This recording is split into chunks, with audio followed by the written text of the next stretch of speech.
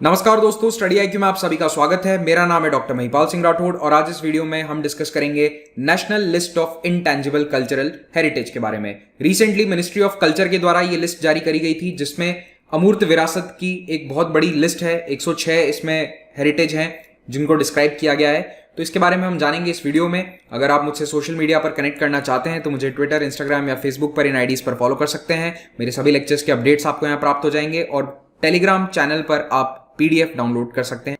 18 अप्रैल यानी कि world heritage day के दिन भारत सरकार के मिनिस्ट्री ऑफ कल्चर ने एक लिस्ट जारी करी थी जिसमें हमारी अमूर्त विरासत को लिस्ट आउट किया गया था, जो इंपॉर्टेंट कंसिडर करी जा रही है मंत्रालय के द्वारा।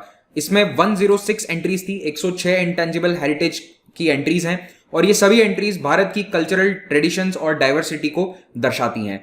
ये जो लिस्ट है इस वक्त एक वर्क इन प्रोग्रेस है, यानी भारत सरकार ये कह रही है कि अभी हमने एक ड्राफ्ट वर्जन तैयार किया है, इसमें एडिशंस भी हो सकते हैं, इसमें कुछ रिवीजन भी हो सकता है, कुछ चीजें बाहर भी आ सकती हैं। तो लोगों से भी इस पर सुझाव मांगे गए हैं कि अगर आप कोई हेरिटेज ऐड करवाना चाहते हैं तो आप मिनिस्ट्री ऑफ कल्चर को जरूर इसके लिए मैसेज या फिर ईमेल भेज सकते हैं और इसमें रिवीजन भी किया जाएगा। तो अल्टीमेटली सरकार का टारगेट ये है कि 2024 तक एक फाइनलाइज करी जाए लिस्ट जिसमें भारत की सभी इंटेंजिबल हेरिटेज लिस्ट आउट हो और आगे उसे यूनेस्को के पास भी भेजा जाए। अब क्योंकि ये लिस्ट काफी लंबी है, इसमें 106 एंट्रीज हैं, तो इसे एक या दो लेक्चर में कवर करना इम्पॉसिबल है। तो इस लेक्चर में आज मैं केवल इंपॉर्टेंट इंटेंजिबल हेरिटेज को डिस्कस करूंगा आपके साथ, जो मेरे अनुसार ज्यादा न्यूज में नहीं रहते हैं और इस साल उनके ऊपर सवाल आने की संभावना है, वो मैंने यहां पर डिस्कस करी है। लेकिन अगर आप ज्यादातर इंटेंजिबल हेरिटेज को कवर करना चाहते हैं तो आप मेरे द्वारा बनाए गए आर्ट एंड कल्चर लेक्चर्स को देख सकते हैं। ये लेक्चर यूपीएससी स्मार्ट कोर्स का हिस्सा है जो स्टडी आईक्यू की ऐप पर अवेलेबल है। तो इसमें हिस्ट्री, आर्ट एंड कल्चर के लेक्चर्स जब आप देखेंगे तो आप पाएंगे कि most of the intangible heritage जो इस लिस्ट में है वो मेरे द्वारा पढ़ाई जा चुकी है। तो अगर आप इस कोर्स को अवेल करना चाहते हैं तो अप्रैल एंड तक यहां पर ईएमआई ऑप्शन भी अवेलेबल है। इस लिस्ट को जारी करने के पीछे, कंपाइल करने के पीछे कल्चर मिनिस्ट्री और भारत सरकार का एक ही उद्देश्य है कि पहला तो भारत की जो डाइवर्सिटी है उसको एम्फेसाइज किया जाए और उसके बारे में दुनिया भर में पूरे अंतर्राष्ट्रीय स्तर पर अवेयरनेस बढ़ाई जाए। तो हमारी खुद की हेरिटेज के कई एलिमेंट्स के बारे में हम ध्यान नहीं रखते हैं और अवेयरनेस बढ़ाना सबसे मेजर टास्क है और अल्टीमेटली इंटरनेशनल लेवल पर इसे रिकग्निशन मिलनी चाहिए। इंटरनेशनल लेवल पर रिकग्निशन देता है यूनेस्को। तो यूनेस्को ने अपनी एक लिस्ट कंपाइल करी हुई है इंटेंजिबल कल्चरल हेरिटेज की। तो देखिए, एक तो होती है यूनेस्को वर्ल्ड हेरिटेज साइट वाली लिस्ट, तो वहां पर तो फिजिकल स्ट्रक्चर्स हैं, जैसे लाल किला हो गया, ताजमहल हो गया, मेहरानगढ़ फोर्ट हो गया। तो इस तरह के जो फिजिकल स्ट्रक्चर्स हैं वो तो आते हैं वर्ल्ड हेरिटेज साइट में, लेकिन इंटेंजिबल में आते हैं कल्चर। जो दुनिया की विरासत है, हमारी ह्यूमैनिटी की विरासत है, वो इस इंटेंजिबल कल्चरल लिस्ट में पाई जाती है। और इसमें भारत की तरफ से 13 एंट्रीज ऐड ऑलरेडी हो चुकी हैं इस लिस्ट के अंदर, और वो अभी मैं आपको आगे बताऊंगा कि कौन सी है 13 आइटम्स। तो यूनेस्को ने 2003 में एक convention for the safeguarding of the intangible cultural heritage organise किया था और उसके बाद से, इस कन्वेंशन के बाद से ये तय किया गया कि जो भी इंटेंजिबल हेरिटेज है उसे 5 कैटेगरीज में बांटा जाएगा। पहली कैटेगरी है ओरल ट्रेडिशन एंड एक्सप्रेशंस, तो इसमें ड्रामा जैसी चीजें आएंगी। सेकंड है परफॉर्मिंग आर्ट्स, तो डांस सभी इसी में आ जाएंगे। Social practices, rituals and festive events, तो जितने भी फेस्टिवल्स हैं या फिर डेथ या फ्यूनरल प्रैक्टिसेस हैं वो भी इसमें शामिल करी जाती हैं, वो थर्ड कैटेगरी में है। फोर्थ है knowledge and practices concerning nature and the universe, तो जैसे वैदिक उच्चारण शामिल किया गया है इस लिस्ट में, वो इस कैटेगरी में आएगा। ट्रेडिशनल क्राफ्ट्समैनशिप, तो जो भी बनाई जाती है चीजें वो इसमें आ जाएगी, क्राफ्ट। तो इस वक्त जब मैं ये लेक्चर रिकॉर्ड कर रहा हूं अप्रैल 2020 में, तो भारत की तरफ से 13 इंटेंजिबल कल्चरल हेरिटेज हैं जो यूनेस्को की इंटरनेशनल लिस्ट में शामिल है। आप एक बार पॉज करके आराम से इन्हें पढ़ लीजिए। तो वैदिक उच्चारण है, Ramlila, Kutiyattam, Ramman, Mudiyettu, Kalbelia folk dance, Chhau dance, Buddhist chanting of Ladakh, Sankirtan Manipur से, traditional brass and copper craft of making utensils from Punjab, Thatheras, yoga, Navroz और कुंभ मेला। तो लास्ट एडिशन हुआ था कुंभ मेला का 2017 में हुआ था और इसके पहले धीरे धीरे 1 या 2 एंट्रीज होती गई हैं भारत की तरफ से। तो भारत हर साल कोशिश करता है कि 1 या 2 एंट्रीज हो जाएं। तो पहले हम हमारी खुद की नेशनल लिस्ट कंपाइल कर रहे हैं, यही उद्देश्य है कि पहले हम अपनी नेशनल लिस्ट एक रिफाइन कर लें और उसमें से कोशिश ये रहेगी कि सभी एंट्रीज यूनेस्को की इंटरनेशनल लिस्ट में भी शामिल हो जाएं।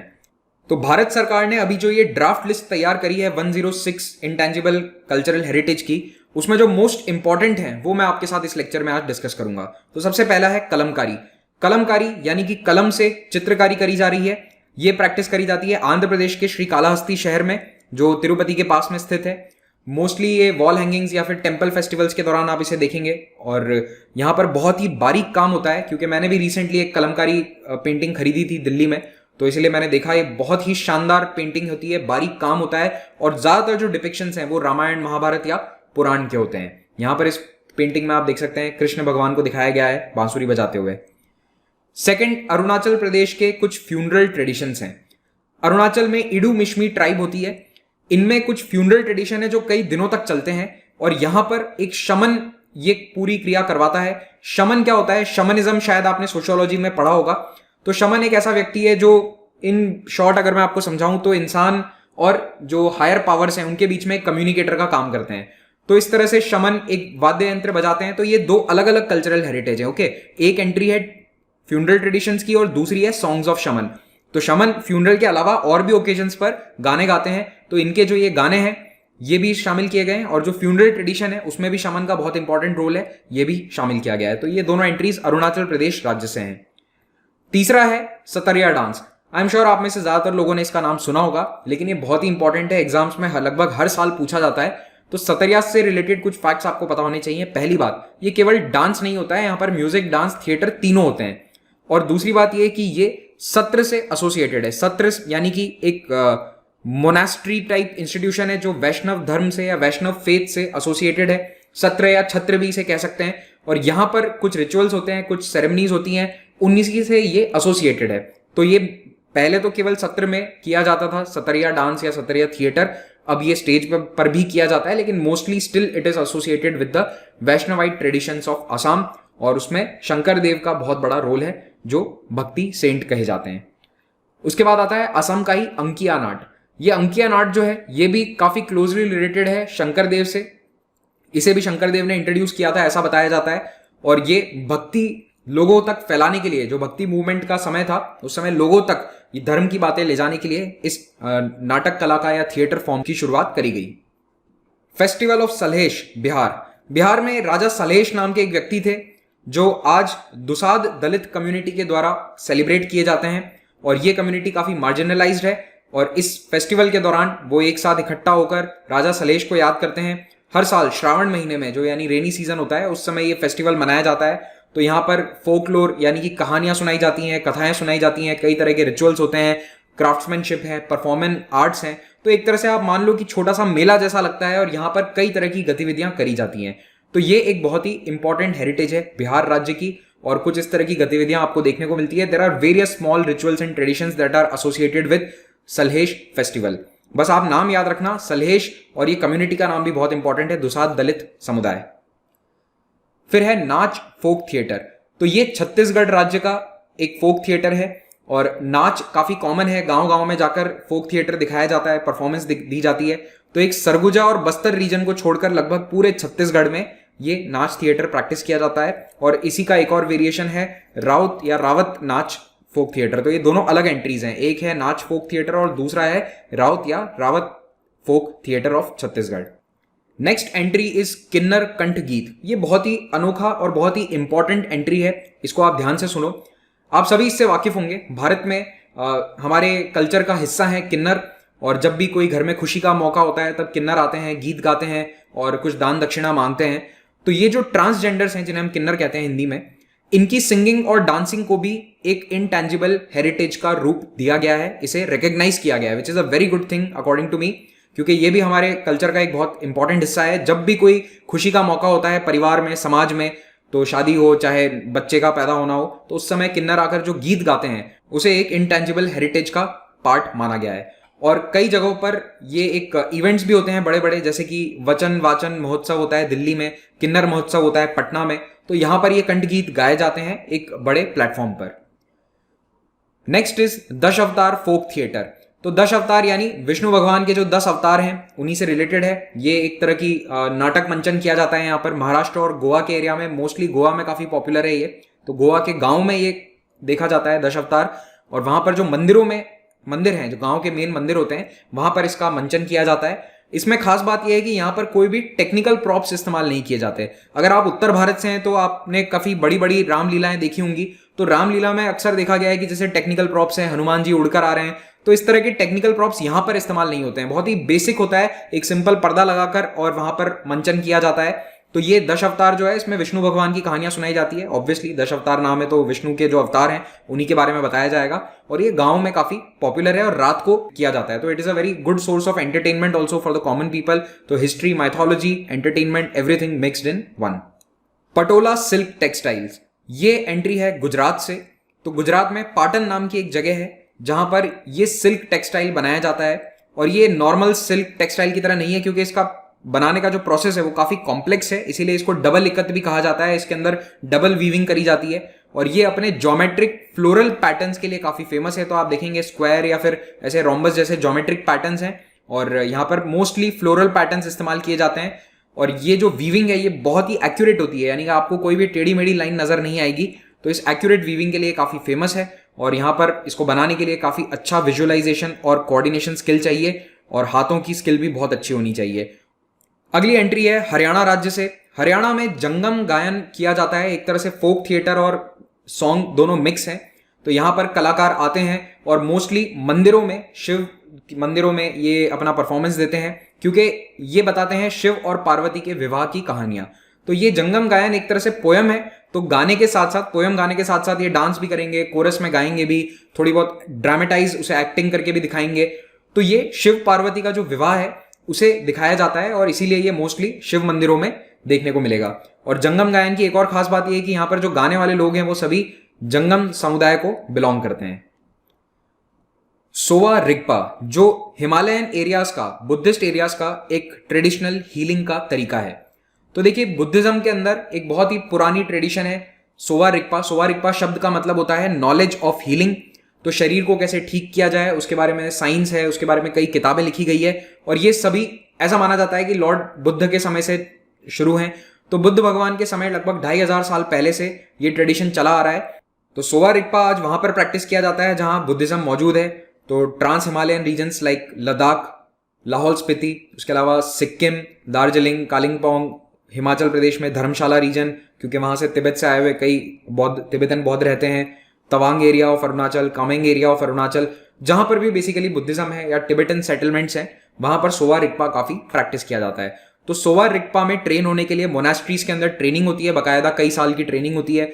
तो लद्दाख में ये जो ट्रेन करके लोग जाते हैं, जो लोकल डॉक्टर्स की तरह काम करते हैं गांव गांव में जाके, इन्हें कहा जाता है आमची। तो ये जो लोकल हीलर्स हैं, इनके कारण विलेज एरियाज के अंदर आज भी काफी हद तक मेडिकल फैसिलिटीज दी जा रही हैं एक तरह से। और ये सोवा रिगपा जो है, इसे एक इंटेंजिबल हेरिटेज माना गया है। बाय द वे, ये भारत ही नहीं, दूसरे देशों में जहां पर बुद्धिज्म है वहां भी प्रैक्टिस किया जाता है। तो जैसे भूटान, मंगोलिया, चाइना, तिब्बत, नेपाल और सेंट्रल एशिया के कई हिस्सों में। अगला है जम्मू एरिया का फोक थिएटर हरण। हरण हिरण शब्द से निकला है, यानी कि जो डियर होता है, जो जानवर है हिरण, उसी को नाम को चेंज करके हरण कर दिया गया है।